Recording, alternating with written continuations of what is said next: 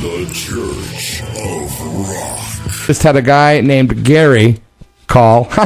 He's our new guest. He's our guest tonight. He's a legend. He's down in the San Francisco Bay Area. He's the former singer of a band called the DICKS and Sister Double Happiness and the Buddha Brothers and Black Kali Ma. And he's just an all-around legend in not only my eyes and ears, but many others. Hi, Gary Floyd.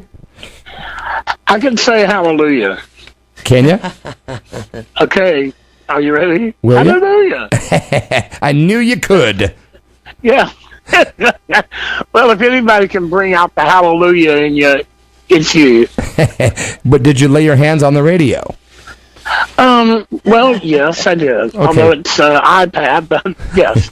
I got to change it to lay your hands on the iPad. Yeah, that's update it. I kept saying I wanted to come on and salute Brother B and Sister T. Right. From Uncle G. And, but I'll stop now because I could do that all day long. I think we're actually forming a rap band without even trying right now. Yeah, things come naturally. Are you down in San Fran hanging out? I am. It was a beautiful day. Me and my husband went to the park and watched the ducks. It was, it was an incredible day, and came back home. Ate something, and I've been listening to your show ever since. Thank you, man. Great show. Really, thanks. And I'll tell you this right now. I'm going to tell you, I loved your song about the address book. Really, thank you, man. I remember those address books. Yeah, and they were always tearing up, and they would always have pages just stuck in them. Yeah. And business cards falling out, and and you couldn't read half of them and didn't know who the hell they were, or didn't remember who they were. That happened a lot. It probably didn't. You just call them, right. And if you recognized them, you'd talk. And back then, you could just hang the phone up, but then they were able to call you back, and it ruined everything. Right? Ruined everything. My whole career took a chance. It forced me into singing. I couldn't make prank calls anymore, so I had to do something else. To give it up and sing. Prank calls used to be so much fun. Oh, they were so wonderful, and we were always nice. We had nice prank calls, but that's the way it goes. You know who I used to really, and I'll have to admit it on the air, but I don't care. I used to enjoy prank phone calling Glenn Danzig back in the day, in the 80s. He was so mad all the time. You just won my heart. I was doing a radio interview in Germany once. This is the truth.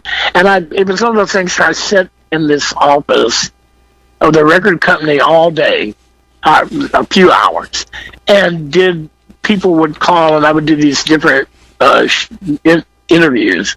So one guy called, and he got on my bad side right off by going, "I've never really heard of you." Wow. But my teacher made me do this. Oh, wow. And I said, well, okay. And this was about 6 interviews down, so it was like, I was already sick of it. And he says, "I listened to one of your songs, and you sound like Glenn Danzig." Wow.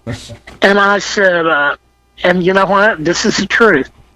I had never listened to the Misfits. I didn't care about them. I didn't. And I mean, they're fine, but I had never listened to them. And he said, "You sound like Glenn Danzig." And I said, "Well," I went, "No." I said, "I've never heard him." And he went, You must have heard Glenn Danzig." And I went, "No, I've never heard of him."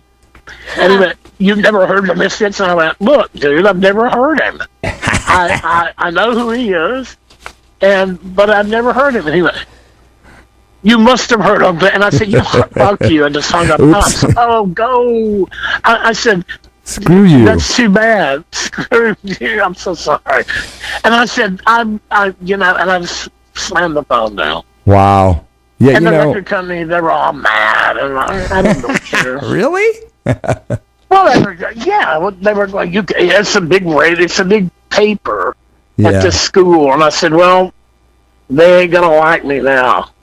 Oh, So, well, you know, Glenn's got a lot of people that kind of don't like him. He's got a lot of weird ways of acting with people. So I don't know. He's kind of creates that stuff. I've never come across him in all of my days.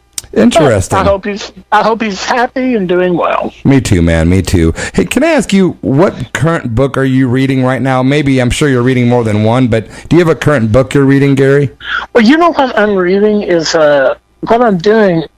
My eyes are really bad these days, like bad. So I'm listening to a lot of books on what would have been called books on tape, but Yeah. And I'm listening to the Being Ram Dass.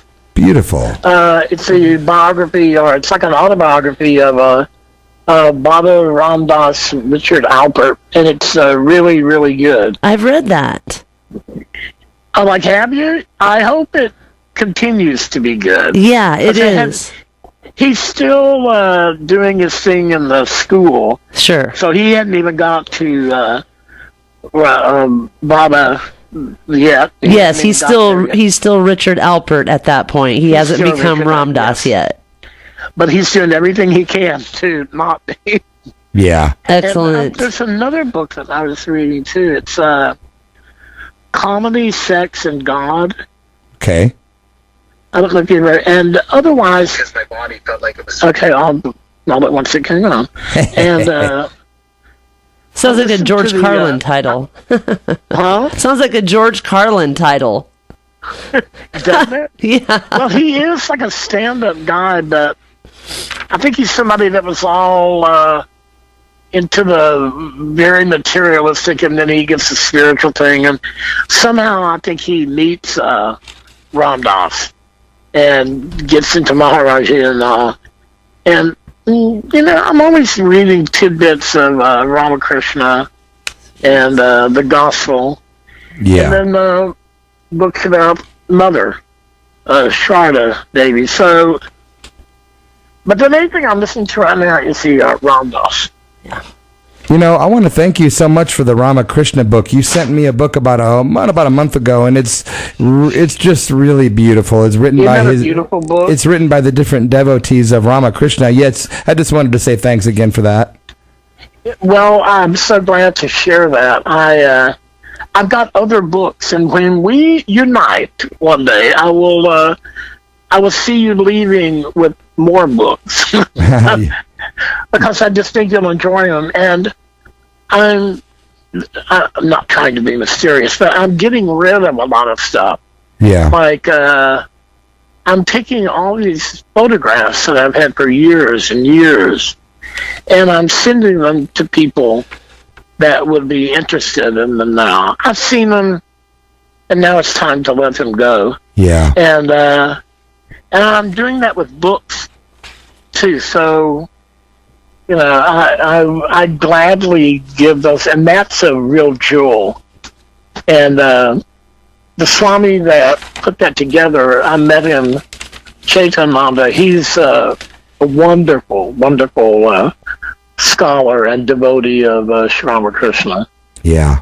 What a great book. It's just so, it immediately brings you into the spirit with just in a couple sentences. You're like really, unlike other books, it's just got the power, man. The magic's right there, you know. Isn't it nice? It's very, very sweet, yeah. You know, and a lot of folks, you know, unlike me and you are both into, and Sister Tracy have a big interest in spiritual matters. Some people don't, and that's cool too. You know, I think rock and roll in itself carries the spirit, whether it's the lyrics are about walking down the street or about being in a temple. It doesn't really matter at the end of the day. It's very true. It's very true. And one of my dearest friends, he used to be the manager of several bands I was in, and just we've been friends for like years and years.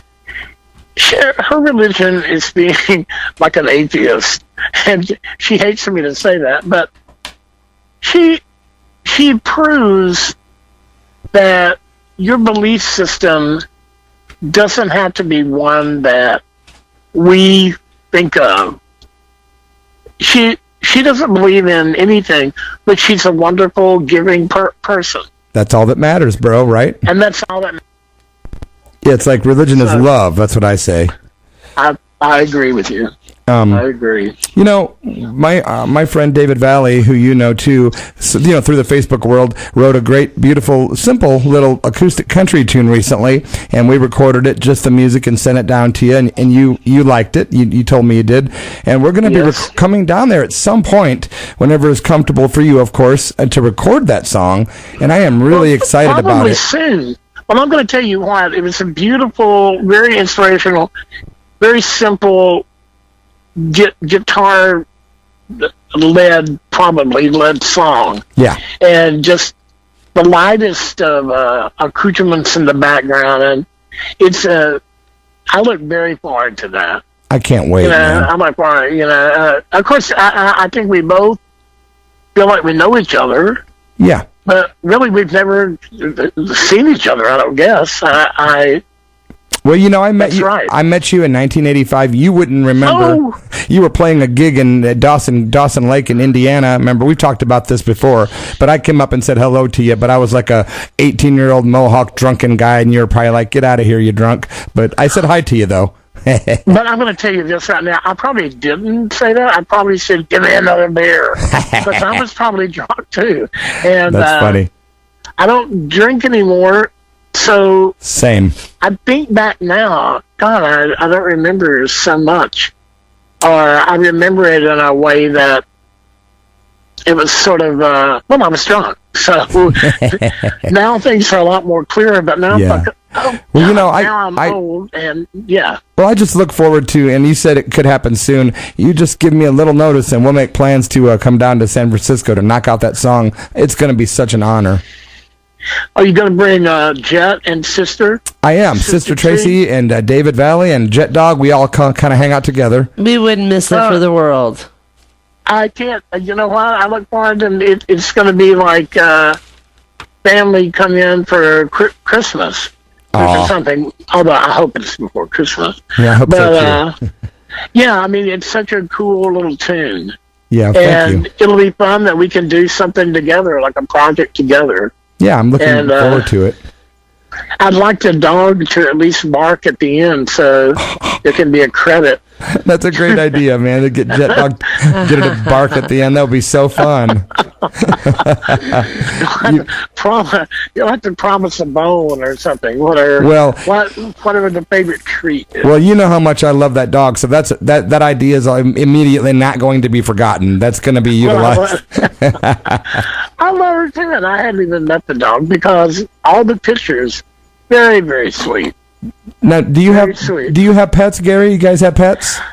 You know, right now I don't, and I usually also for many years I had two really big sister cats, and they were Maine Coon, black and white, and super furry, and they were big. They were big girls, and they were Fluffy and Fluffier. Were their names. Aww. And I had them for many years. And I moved into a house where there was a dog, and they had already been traumatized by moving once. And one of them was a little fragile. She was nervous.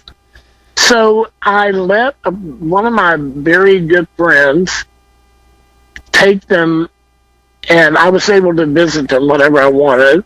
And they were very happy there. He loved them. So then he called me one day and told me that one of them was really ill. Aww. And I got to go and hold her when she went to sleep. And it was horrible. And I was so attached. And then the other dog also passed. So I don't have any little sweet animal friends right now, but I will. I mean, I hope to again. Well, you're going to fall in love with Jet Dog, that's for sure. I know I will. Tracy, did you have anything you wanted to say? We're doing our pledge drive, so we're doing a little bit shorter interviews, of course, right now, so we can try to get some folks to. Well, I heard her give $100, and I thought, well, I should match her, but I got to wait for my check that I'm giving. Oh, Gary. But when I get the check, I'm going to give some, because it's a great station, and you guys do really good. So it ain't going to be today, but I will do it. Wow, you're a great guy, man. Thank you for the thought, and if you do it, that's even better. Thank you so much, Gary. Oh, that's so sweet of you. What was that now? I said, that's so sweet of you. Well, you know what? You got to give to what we think needs to be there. There's so many things that people give so much money to that does no good to anybody. So if something is doing good and spreading truth and good, positive, then yeah, I think we should give to it. So also, I'm going to donate something because you played that Bob Lumen in the Shadows. Hey, that was Tracy's pick. That was so, I mean, that is such a, that also is like country punk rock. Yeah, he definitely was, that was a tune that was a little, I would say, before its time. Bob Lumen Isn't in the it true? Shadows. You listen to that and think, what were people thinking when they heard them? Well, because they were so wonderful, but ahead of their time. Yeah, and especially in 1957. You know, I mean, he was, it's unfortunate. Ever since it seems like YouTube and things like that have come out, I thought, I know quite a bit about music for someone my age and, for someone, but man, there are so many good bands out there from the 60s and 70s and the 50s that no one's ever heard of. And it's true. Yeah. But you can see some of the... Is that Bob Lumen on YouTube? Yes, it's Bob Lumen. It's Luman in the Shadows.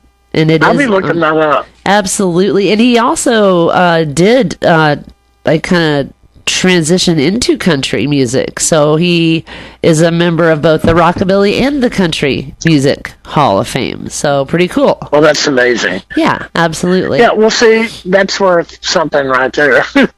I mean, that's good for the head. Education. That's it right there. I had kind of a random question I wanted to ask you, and it's just for people that maybe don't know a lot about, the Dicks or Sister Double Happiness. Just kind of, if you have to pick a favorite, time of your life, say a 5 to 7 year period of, what type of music you were doing, when were you happiest? What kind of music makes you happiest to create? And what... Do you have a music that makes you, more brings more joy to you than making other types of music? Yes, and it doesn't negate the other no happiness. It's just after when Sisters started, it was real obvious that I could be. I could feel free to write and sing any kind of music that I wanted to. It didn't have to be hardcore anymore, which was very close to my heart. But I think as a person gets older, and if you're making music, your emotions expand so much. And if you're expressing those emotions in your music, it's not always the hardcore that gets the emotions out. Sure. Sometimes, Well said. I don't want to break glass. I'd rather make glass. And it was a time that I felt like I could express myself anyway. And then by the time the Gary FLOYD band started, I had really good people that were really good friends, and they played really good. And doing some of those albums, like World of Trouble, which is the first solo album I did, and then all the others, I did 7, I think. It was so wonderful because I could do anything, and I felt like, and I did all kinds of different music, and we tried to play it with like making it our own, but still making a respectful cover of a song that the artist wrote. Oh, you're great at that. You're great at that. Wow, you're so good. Well, I'm going to tell you, I felt really good doing it, and so I think that period from Sister,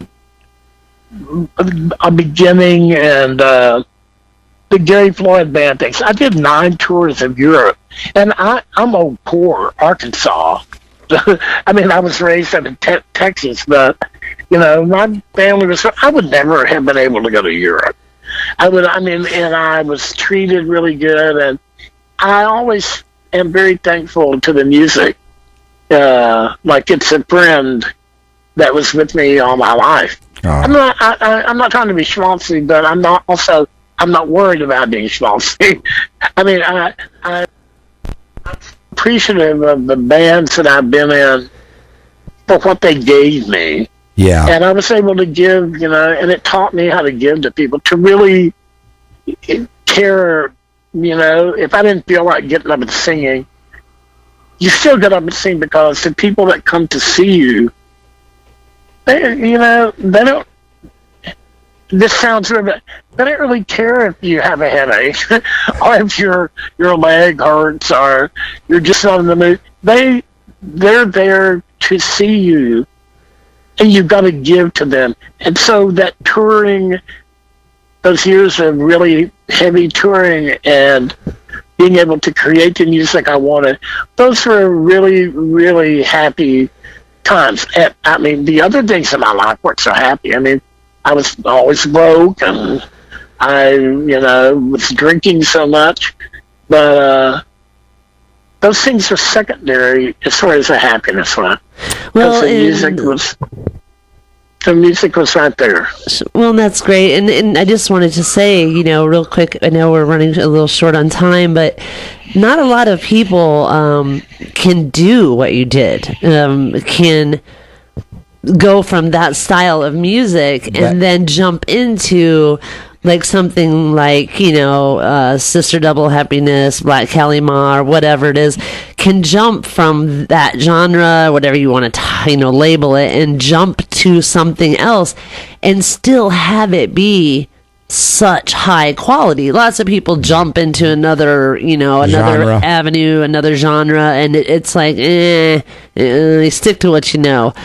But you just did it so flawlessly that it's like, wow, it's like Sister Double Happiness. I was trying to be honest, and it shows. Yeah, if I didn't believe in some of the new quote country artists, I just don't believe them. Yeah, totally. And there's some though that I do, and even if they're not popular, of course, they don't make any difference. But I'm just trying to do it from an honest spot. Well, and I think it shows. But I thank you for saying that's very, very kind of you. The German journalists were always really perplexed by doing Honky Tonk Angel or Angel Flying Too Close to the Ground after having done Dick Say Police and Rich Daddy. They were like, how can you do this? How can you do it? I'm a pro. Honesty, my friends, honesty. But I would love to keep talking about this topic, because I have so many questions that I would like to ask, and I'm sorry to have to cut us a little bit short. We are out of time, but I totally want to thank you for coming on, and we'd love to have you. It's been wonderful. I love talking to you folks very much. I could talk to you for hours, and I hope to do that someday soon. Well, I'll come back on in a few months, and we'll start from there. Please, I hope to see you both soon. Yeah, let us know, Gary. We'll come down as soon as you give us the green light, and we'd love to have you back on again in a couple months for sure. It'll be very, very wonderful, and I wish you all a happy day and happy enlightenment. Thank you, Gary. Thank you very much. Thank you, Gary. Much love. Bye-bye. Cheers.